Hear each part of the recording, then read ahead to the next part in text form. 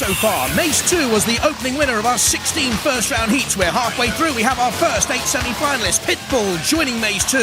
Then there was the Blade cutting its way into the semis. Big Brother also. Followed up by Chaos 2. Digging Deep, the Grave Digger qualified. Not forgetting Spiky Stegosaurus. And last week, the phenomenal Hypno Disc. We bashed them and crashed them and mashed them. Let's have more mayhem.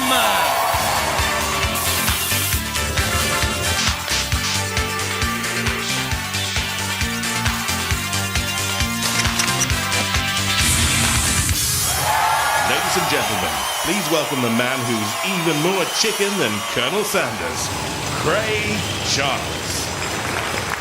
When I was a nipper, I remember listening to John Lennon singing Give Peace a Chance. Unfortunately, I thought you said give peas a chance. So ever since, I've been bashing the living daylights out of anyone who doesn't like Monge too. But it's hard to be a pacifist. The only peace demonstration I ever went to was so peaceful I was the only one there. And even Buddhist monks get niggled when someone nicks their razor. Which is why, on Robot Wars, we've come to a compromise. OK, there's nothing like a bit of good old-fashioned scrapping, but we let the robots do it instead. We're not stupid. Philippa, who's in the pits? Hello, thank you very much, Craig. Welcome to the heat with the most technology so far. I reckon these are the most stunning robots we've had so far. I'm not meant to say that, but hey, I'm saying it. This is Versus and Getrix. You may remember from last year, different colour scheme. Very nice, but also monocoque construction, whatever that means. But basically it means it's got a lighter shell. They reckon they can go faster and have more weapons. Now, I'm worried that a lighter shell means it's going to just get punctured and hammered. Guys, hello? Hello. This is the Crusher. I don't think we've had a Crusher yet so far, but sadly, the Crusher isn't working, is it? No. With only minutes to go before you go into the arena, is it likely to be working? At this stage, no. No. I wanted to see the Crusher. This robot is quite fantastic. Tell me about it. Tell me what it's called. Armageddon. This is Armageddon. It's got 2 separate modules on it, so it's basically 2 robots. This arm flicks over the top, which is our weapon, and it can spin on the spot as well. It's absolutely fantastic feat of technology, because immobilisation is constant in Robot Wars. It's the peril of Robot Wars. If they immobilise, they put another one. You may remember Roadblock from the last 2 wars. Well, in this war, the same team are back. Welcome. Hi there. With a new robot, the Beast of Bodmin, apparently based on the real Beast of Bodmin. It's going to stare out the opposition. It also has a couple of other pathetic weapons, but they have faith, they have confidence, that's what matters. Onslaught team are back as well.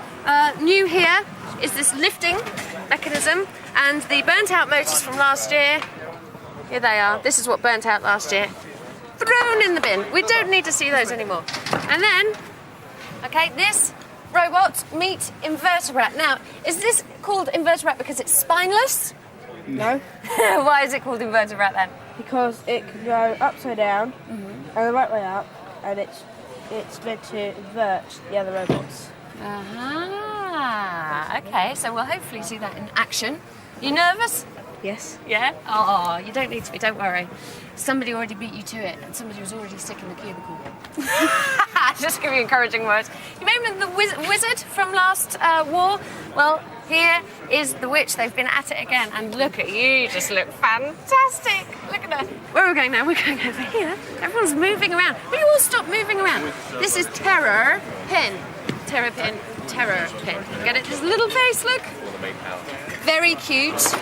I've been reliably informed that there's a whoopee cushion in there, so if you hear strange noises, it's not the driver, it's the robot. But also the shell rises up and down. So there's a lot to see in this heat. Jonathan. This is how they line up. Philippa Onslaught back to give us a lift then. Armageddon, a revelation in weaponry. Will Crusher line up at all? Against Beast of Bodmin, the former champs. Vercingetorix with its Go Faster Bluebird speed. Terrapin with Philippa's strange noises. Invertebrat with plenty of backbone. And the Witch with young Emma Bolter's spellbinding costume. OK, let's get stuck in. Let's do some damage. Let the wars begin!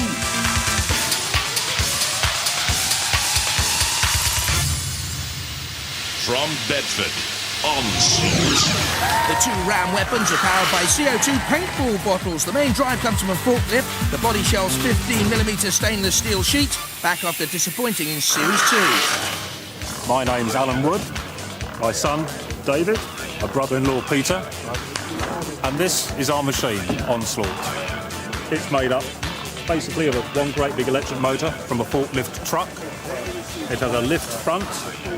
It lifts about 16 inches from the floor, and we're able to lift our opposition right over.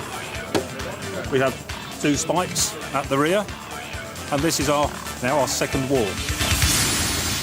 From Huntingdon, Armageddon. Could this bring about the end of the world for its opponents? With a swinging spike-covered arm, it's protected with pentagonal steel plates like a football, they say.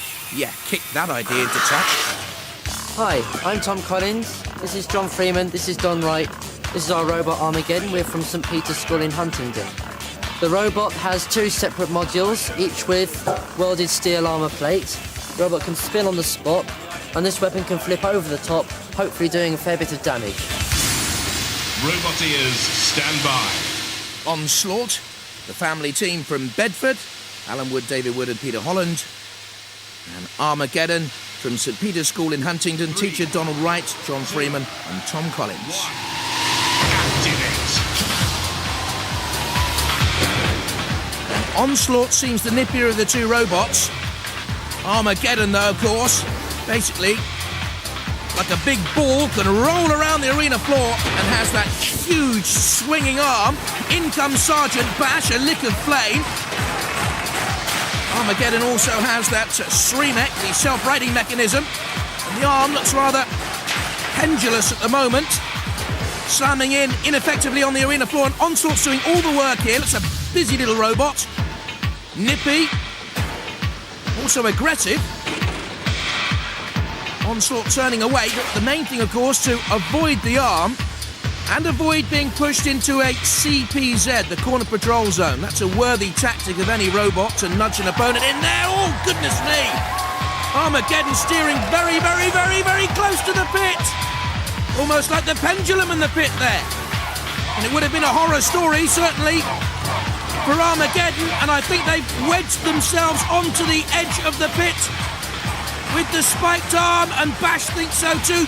Just coming in for a cursory glance. No, you're okay, carry on. In comes now Matilda with the tusks. Armageddon, roly-poly, and rolly out into the pit. Cease. Well done to the Onslaught team. And what went wrong with Armageddon? Looked punishing, but the steering was always a problem. And Onslaught nudging with that front scoop towards the pits, and in she went. Onslaught go through. There's me thinking, this robot's fantastic. It's never gonna... Oh, that's nice. It's never going to be immobilised. It's absolutely fantastic. I didn't know it was a kamikaze robot, though. It wasn't. We had radio interference problems. We had virtually no control of the thing. No. We couldn't have done anything about it. I was pretty much powerless against that. The Onslaught team victorious again. Yes. Only just, though. The steering, bit the lucky, steering is wasn't it? bent considerably. It goes Oh, round and really? round in circles. Oh, is that why? Mhm. We thought it was just you. It was very lucky, though, wasn't it, for you? I mean, I'm not being rude. I'm just saying. It was lucky. Yeah. I'll take the luck, I will.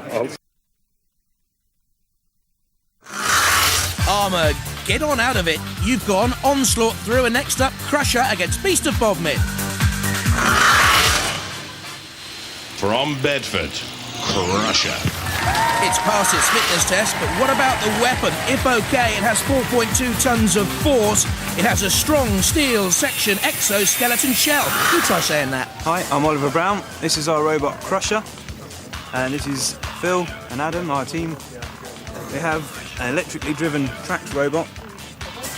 And we have a 2-stroke strimmer engine inside, driving a hydraulic pump to power the cylinder, which brings down the blade. Trap the enemy in here, blade comes down, lots and lots of damage, hopefully. From Cornwall, Beast of Bodmin. Was the Beast of Bodmin more myth, legend or real monster? This has a front tusk, a circular saw and a pneumatically controlled cheeky wink. Keep your eye on this one. Hi, I'm Chris, this is Pete, this is Hender. You might recognise us from the last 2 wars as the Roadblock team, but we're back again. This is our new machine, the Beast of Bodmin. It's quite similar in the shape as a roadblock, but we've used sheathed aluminium for the majority of the body, and we've got some marine fiberglass at the back end, which is pretty tough. This time round we're using a different sort of setup in terms of weapons. We've got a CO2 powered ram up at the front, but again we're using a petrol driven circular saw at the back. We've also got eyes this time round. This is the team in its former existence, the roadblock winners of the first series of wars. It went to a judge's decision, but I'll tell you what, it's not dissimilar in design now to Beast of Bodmin. Roboteers, stand by. Crusher, with a team of young friends, Oliver Brown, Adam Pengilly and Phil West. And from Cornwall, Beast of Bodmin, Chris and Peter Kinsey. And Hender Blewett on the left. Crusher doesn't look dissimilar to Razor, we saw early on in this series. There you see with the blade. Now we were worried that the blade wouldn't work, and they're delighted it does, and already penetrating the outer shell of Beast of Bodmin. Fiberglass and aluminium panels, no match for the hydraulic Crusher. 4.2 tons of output force. Just being edged to the side by Beast of Bodmin. Eyes shut at the moment, now open wide. And they won't want to see that. So all the early damage done to Beast of Bodmin. But can the Beast's circular saw now come into play? No. Is there a problem with that saw, I wonder? Didn't spin at all there. There's the little front flip up. The front tusk, they call it. Oh, and the chain's come off, Crusher! The chain on the left-hand wheel has come off. There you see, immobilised now, Crusher is at the mercy of Beast of Bodmin. And that is such a shame for young Oliver Brown, who put together 80% of the construction work on Crusher and now sees his robot impaled on the arena wall. Oh, well, he's smiling through it all. How strange. Matilda now, and Bash into play. Can Crusher come out to play, Mum? They want him to go in the pit. Beast of Bodmin just staying out of danger's way sensibly. And this is where the house robots can have their fun. All that work, £700, put Crusher together, weeks and weeks of work. That's the end product. Cease. The lost chain was so costly, the house robots giving it a few battle scars to remember, and a smile for the former champions with their fan club. Beast of Bodmin through. Took early damage though, and at this stage of the contest, Crusher very much on top, of course, but a knowing wink from Beast of Bodmin. There, the chain ripped from the wheel of Crusher, and from then on in, only one winner. And here those scars left as a painful memory on the shell of Crusher. They'll be back, I'm sure, one day. The eyes have it. Beast of Bodmin in the next round. I was getting a bit of a telling off up there. I was drove straight into this pincer. My strictest instruction was not to get inside that, and I did it twice. So I mean, Did you see the eyes? Yeah. Yeah, we saw the eyes. Yeah, but no winking, just blinking. Next time I want winking. Really? Well, I only saw blinking. Okay. I want winking next I'll give you a time. wink next time. Yeah. Blinking head, the Beast of Bodmin goes through, and Crusher's hopes dash. Vercingetorix against Terrapin next up. From the Isle of Wight, Vercingetorix. Back after the last wars with bags of experience, driven by two wheelchair motors protected by titanium cladding. It has unique suspension and opponents may not be left hanging around too long. We're Team Vercingetorix. I'm Alistair Curtis Horsfall. We've got Ian, who's the team captain, and Nigel, who's the third member. We're made out of bifurcated cesium 324, and we have a flipper on the front, a tail spike, and two side rounds. From Oxfordshire, Terrapin. It does have an outer shell and a Terrapin tongue-like pneumatic spike, but now it's in the big pond, and I wonder if Terrapin will turn turtle if the current gets too strong. Hi, I'm Rob. Hi, I'm Brian. And I'm Keith. And this is Shelley, our Terrapin. She's electrically powered, 4-wheel drive. The shell goes up and down to keep her out of trouble. And she has a nasty nose, which will punch the opposition. Roboteers, stand by. Vercingetorix with the French and Latin. Ian Gear, Alistair Curtis Horsfall and Nigel Radstock. And there's Terrapin with Keith Jones, Rob Field and Brian Snelling making up the team. Rob at the controls. 3, 2, 1. Terrapin has its own fan club here with that nasty ram. Vercingetorix spinning away for that front lifting scoop. Underneath Terrapin immediately, rolling it towards Sergeant Bash. Some French, some Latin. It's all Greek to me. Terrapin about to be flipped. No, just holding its ground. In comes Bash, a little nudge. Vercingetorix looks the business to me. It's sleek, low, lean looking, only 36 centimetres in height.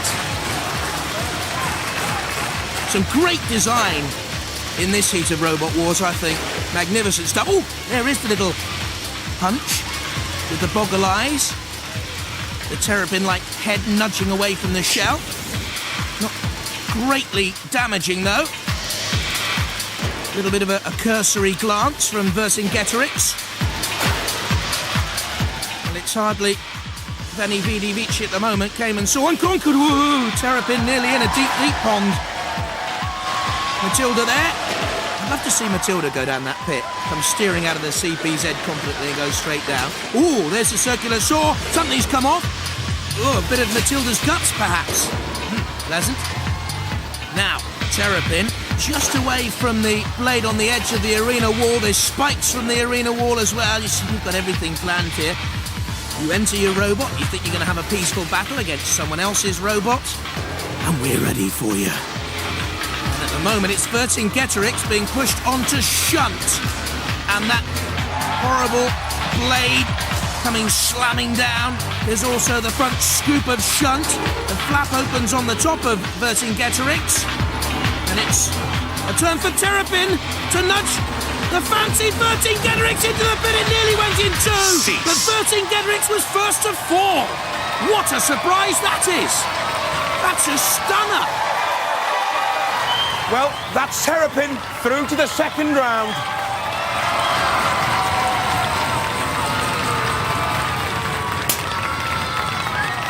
Welcome, Victorious, one of the cutest robots of all time. I'm afraid the makeup's in bad. Her makeup is a little... That's not bad. I mean, they were having a right old go. But when this little head pokes out, it's so funny.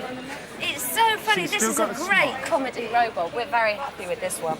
This shell is fantastic as well. And the moving up and down a bit doesn't do you any good at all, but looks great. Well, certainly she sells seashells well. Terrapin through, and next up, Invertebrat against the Witch. From Surrey, Invertebrat. Flippers have been a key feature of this series, and Invertebrat has one at the front and a cutter at the rear. The wheelchair motors come from a scrapyard. Brat or Blue-Eyed Boy? We'll wait and see. Hello, I'm Peter. I'm team captain of Team Bratwurst Designs, and this is Les and David. This is our robot Invertebrat, which, as its name suggests, will work either way up. It has two weapons. Primary weapon at the front, which is about inverting the opposition. And the secondary weapon at the back, which is about chopping the opposition up, which is a multi-carbide tipped saw and milling cutter. From Kettering, the Witch. This evil witch has a wicked twitch from a lethal spike at the end of a long alloy arm. Two American pump motors provide the power, and you have to take your hat off to the designers. It's made of fiberglass and plastic. Hi, I'm Ozzy Bolter, a team captain. This is the driver and my daughter, Emma Bolter. And this, of course, is the Witch. Much more of an improvement on the robot last year. It's got a long arm there with a spike on the end, operated with pneumatic gas, and hopefully it's going to chop all the all its opponents in half. Roboteers, stand by. There's the Invertebrat robot of Peter Vignall, Les Wall, and young David, his son, and the Witch. Bash with Ozzy Bolter and Emma Bolter. The Wizard team of the last series. Well, magnificent design, we have to say here and now, the Witch team. Great fun, but up against Invertebrat, which hopes to invert opponents, as we've heard with the front flipper there. Oop! The flipper got stuck on the arena floor, but he threw itself over. Comes in again on the Witch. Sergeant Bash with the pincer claws at the top. Emma Bolter, great fun as well with the costume on. A little bit of a Halloween haunting for the hopes of Invertebrat at the moment. Can't do much. The Witch spins away. You haven't seen that lethal steel spike yet come into play. Whose idea it was also to crumple the hat on top. Maybe it was a little bit too big for the car boot. There's Bash in the corner, just waiting. A dent on the side of the Witch is that. Just see on the base there, a couple of dents early on. Nothing much. But that circular saw is dangerous, and there, oh, the front flippers work independently. Right and left. Now that's novel. There's the right-hand one. The Witch holds its ground. I wonder if they can bring them both into play at the same time. No, you see only one flipper works. The Witch, I think, though, is in trouble here. And I think the Witch is immobilised. I think something's gone wrong with the 4 12-volt motors. And in comes Dead Metal.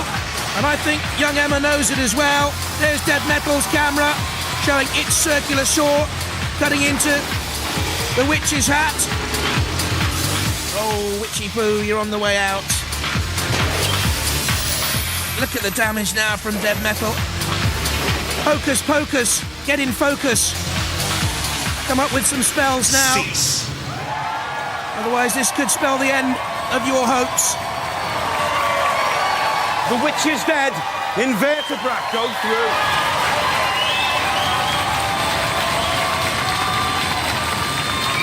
I can't blame Emma, she did wonderfully. Emma did fantastic. I know exactly what the problem was this time. And the reason the robot stopped is because the hat wobbled too much and it switched itself off. Well, you see, that's a design fault in itself, having the switches right near the wobbly hats. I was going to have a cover going over like that, you see.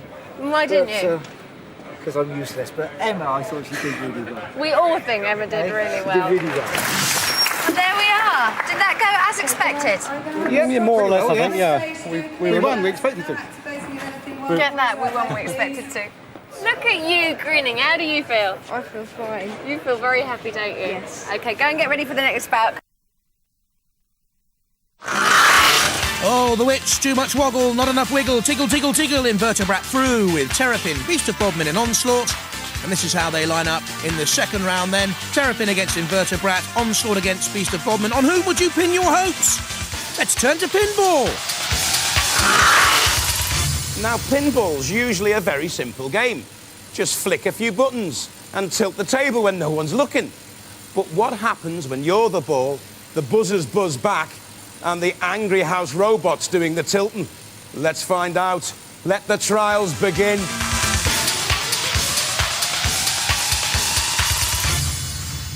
This is how to score those all-important points then. For each of those barrels down, it's 5 points. If you go up the ramp, 20 more points. That's rare, actually. 50 points for hitting the target, but it's guarded by Bash. 10 points for the multi-ball release, 5 points for each of those balls knocked into the pit. 75 points for the target, guarded by Dead Metal. If you can get through this car door, another 25 points for you. 50 points for Shunt's target, 25 points for the big sphere into the pit, 5 more points for each barrel. Let's see the story so far. First into the arena was Dominator, scoring freely, hitting key targets. And that was much to the disgust of the house robots, and they took their revenge, painfully. Now, Crusaders started well, but all of a sudden, the Crusades went horribly wrong. Next up, Eye of Newt. Steady, very slow to score points. That really was the highlight of Eye of Newt's run. On the other hand, Six Pack was bold, innovative, nippy, scored points well. Quick across the arena, took on the door and the ramp. And it was a good run, but Dominator still in the lead. Let's see what Kilohertz can do next. A Robot Wars veteran, quick at 16 miles an hour. The axe weapon shouldn't really be a factor here. The 83 kilos might be to push away Kilolot. Now, in the bottom right-hand corner of your screen, you'll see here that Kilolot has the freedom of the arena to come out on the attack against John Reed and Dominic Parkinson. 3, 2, 1. Activate. Half of the course would be to take on the barrels. Half of the course would be to take on anything. To move. We've had activate, boys. Oh! A little bit slow, but anyway, we've got barrels tumbling. That's the main thing. Maybe it was a little bit of a tactic to suck Kilolot in. I doubt it. Beyond the barrels, dodging the target. There's the multi-ball release. That's another 10 points scored. Don't forget points for every one of those balls to go down into a pit. Spinning away here, Kilohertz madly, as if control is a bit of a problem. 25 points for the car door to be opened. Now where? Nothing for going in the corner. John Reed and Dominic Parkinson at the controls. And Shunt controlling Kilohertz and turning it up on its side. Disappointing this so far from the Kilohertz team. Very experienced at Robot Wars, and they know what it's like to feel the axe blade of Shunt. Ooh, very nearly though, Shunt going into the pit itself. Now Kilohertz away, what can it do? Ooh, dead metal awaits. If they can get back through that car door, they'd be into the freedom of the middle of the arena to score points, but they've been penned in here into the corner patrol zone. Cease. And that's a very disappointing run for Kilohertz. That really was the highlight, the multi-ball release. But apart from that, a sluggish start.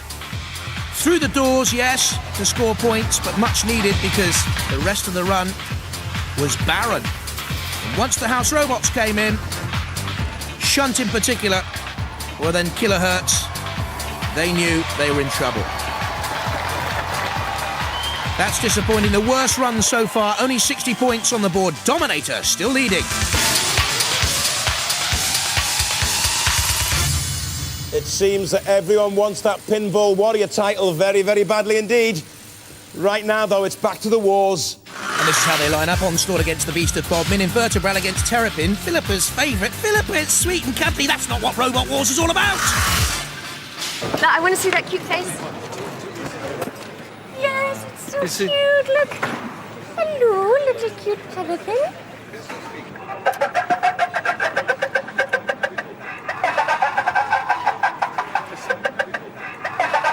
We reckon that will roll lovely. Yeah. Terrapin upside down. Yeah. Roll it in the pit. The only thing is the Terrapin's so cute. Don't you think you might be distracted by its cuteness? No, we've already listened to it talking, and we're not fooled by that sexy female voice. Oh. Oh, I won't bother anymore then. Some sexy female voices, but not that one.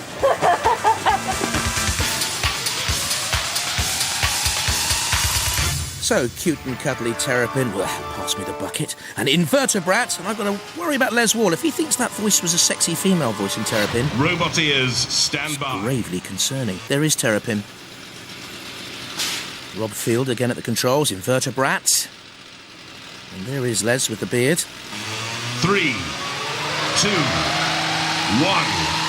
Activate. Two good robots, splendid design, to give them credit. Great fun. The eyes twinkle of Terrapin as it comes in on the attack of Invertebrat. I think the design of this front scoop, unique, very interesting, but I wonder how damaging it could be because they've got themselves stuck there on the front of Terrapin. Is it a worthy tactic being used by Invertebrat, or does Terrapin now have them impaled, in which case Terrapin here could nudge Invertebrat towards a pit, but it's not happening. Well, they're welded together, it would seem, momentarily anyway. Now they're free, of course. Terrapin away from the flames. Bit of a crunch on Invertebrat. They look to bunch together. Invertebrat moves away. Don't forget, should a decision ever go to the judges, who will kill a lot trying to come in and make sure it doesn't, they will mark on style, control, damage and aggression. And there you just saw then the raising and lowering shell of Terrapin. Also you see almost some manic driving into the clutches of Dead Metal. Invertebrat with the front lifter now, turning Terrapin up, but again it escapes, moves away. We have seen some pond life in Robot Wars in the pits in the past. But this Terrapin is intelligent, and so too is Invertebrat, until it got hemmed in the corner there with Dead Metal. Getting away now. Chance to move out of the clutches, the pincers of Dead Metal, but it doesn't get away, and in comes the circular sword. Invertebrat's in real trouble now. On the arena spikes. Also taking punishment from the circular sword. Terrapin. Oh, Dead Metal, great stuff, yes! In the pit! Oh dear, superstar! The great scorpion-like Dead Metal reversing into the pit. It will not like that. Terrapin pushes Invertebrat onto the arena spikes. And Matilda out. Not great damage caused to Terrapin, a few scratches. Invertebrat not really getting its weapon there, the saw, into play, which has been a disappointment. Very cagey now. They realise this could go to the judges, and they're trying to point score. There's Wall, Peter Bignell and David Wall, the Invertebrat team. Seconds ticking away before the judges will have to make a decision. This one could be very, very close for a place in the heat final. There you saw Terrapin and the intriguing weapon, but then just lifted in the air by Invertebrat. And I think that unique front lifting prong could be the key here for a place in the heat final. And the decision's in. They've gone for Invertebrat. Let's hear it for Invertebrat. Proves he has got a spine.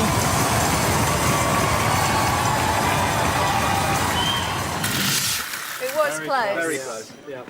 And the poor little head wouldn't pop out, so what can we do? Well, I wondered why it wasn't popping out. She was just a little modest. Well, no, I think what happened was she had somebody shove an axe in her face and she didn't want to pop her head out. Well, that could be, it could be. We're going to miss it very much. What does it feel like when you can see one of those massive house robots just laying into your own robot? I don't know, you feel sort of... Uh-oh. That sums it up.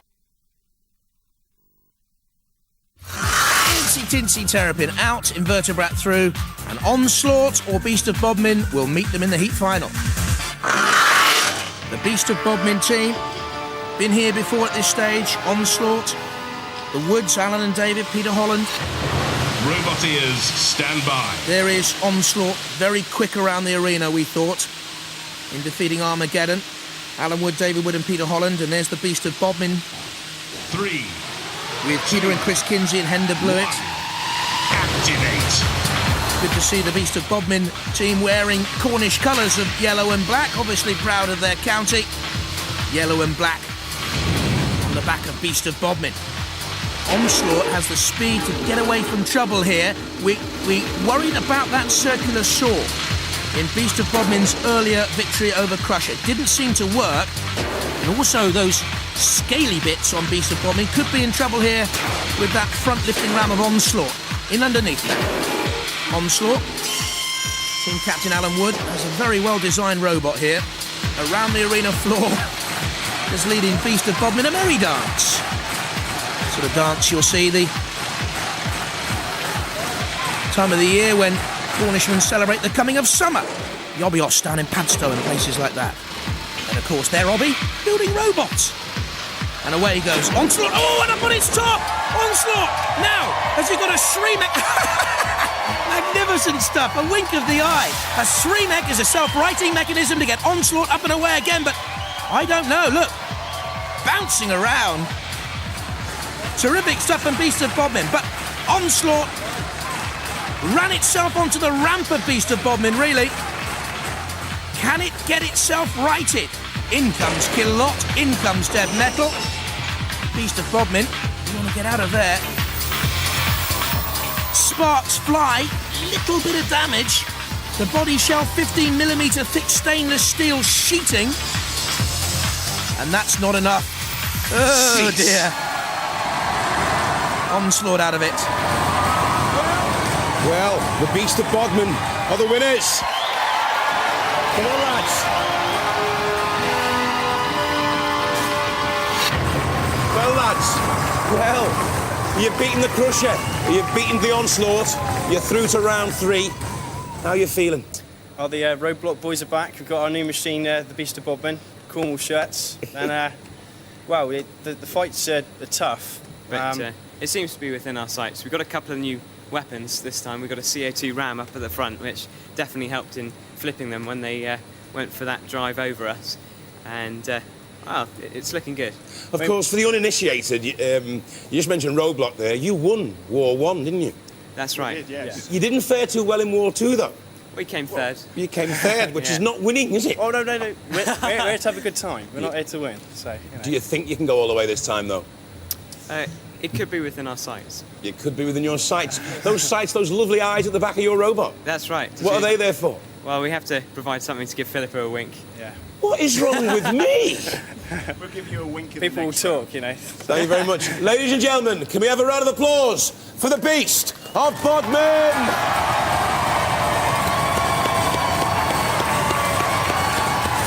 Little terrier, that was. But you soon sorted out the Beast of Bodmin. We're hiring And the it food chain. served them right for straying off the path. To be sure. But the winking, we loved the wink. I was very pleased. Well, I'm surprised they survived the onslaught. They did. And in the final, it's Beast of Bodmin against Invertebrat. Well, it's round 3. 2 teams go head-to-head for a place in our series semi-finals.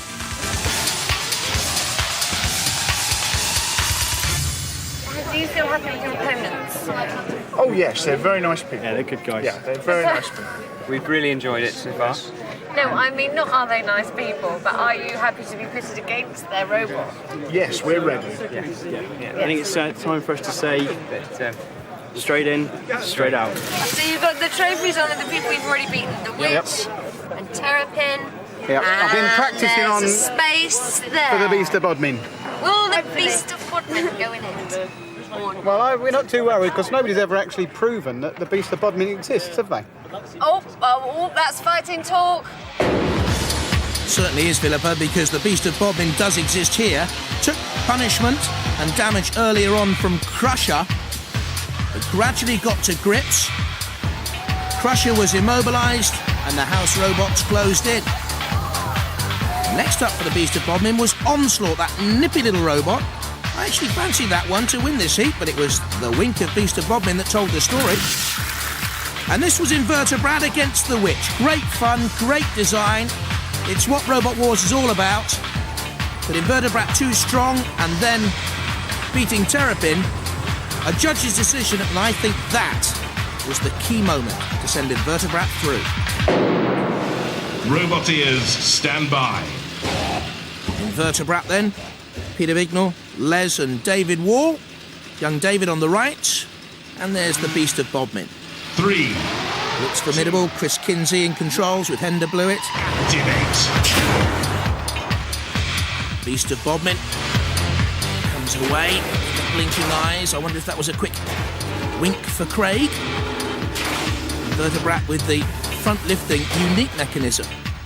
All about splendid design and entertainment, and immediately Invertebrat getting those sort of claws in underneath the Beast of Bodmin to drag it away towards Matilda. Real beast in her own right. Matilda coming in underneath the Beast of Bodmin. Getting away to attack Invertebrat. This for a place in the series semi-final. A little bit disappointed with Invertebrat's front drill, sort of cutting tool mechanism. There's the tusk of Beast of Bodmin, which has similarly caused little problems so far. Now, just as I thought this might develop into a war of attrition, that Invertebrat lifter flicks Beast of Bodmin up. No use of winking the eyes now, boys. You've got to get on with it. With a cold, hard stare against Les Wall and his team. Beast of Bodmin. From the legendary moors, Dosmery Pool, Jamaica Inn and so on. And there's Chris Kinsey at the controls, pushing Invertebrat towards Matilda. Great Cornish hero Trelawney once took on the rest of the world, and now Beast of Bodmin doing likewise. The wheels spin of Invertebrat nudged towards the arena wall, so aggression from the Beast of Bodmin could come in vital if it goes to the judges. Invertebrat spins away again. There you can see the front tool rotating menacingly, but Matilda cuts off a route to the Beast of Bodmin and shoves towards Dead Metal. And at the moment, because it's staying out of trouble, the Beast of Bodmin looks okay. Invertebrat dancing around as if to suggest, no, we're all right, we can come back into it. I'm not too sure. The Beast of Bodmin, just like Roadblock, winners of the first series, underrated here, and very dangerous, like Matilda on the attack on Invertebrat. Oh, Matilda's lost a tusk! Goodness me, toothless Matilda! Imagine being gummed to death by Matilda. Fascinating thought. Lurid and somewhat disturbing. But Matilda almost losing her body shove. Matilda's doing some dreadful sort of striptease out there at the moment. Pirouetting around, showing off basically. Bit of an exhibitionist. Tuskless and shellless. Goodness me, the shells drop back on. Meanwhile, look at the damage for Invertebrat. On the Matilda camera we can see Dead Metal circular saw now causing real damage. It's all over, and the Beast of Bodmin boys have won! It's nay, nay, nay to Invertebrat! The eyes have it! Well, well, well, well! The Beast of Bodmin are obviously through. They're the winners. Come up, lads.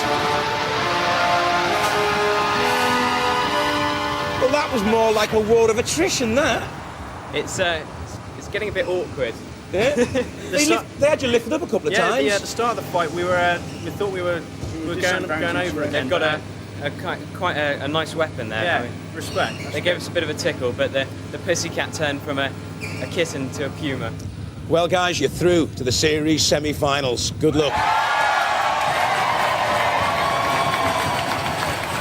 Now stand well back. Keep your pets indoors. There's always fireworks on Robot Wars. Bye-bye.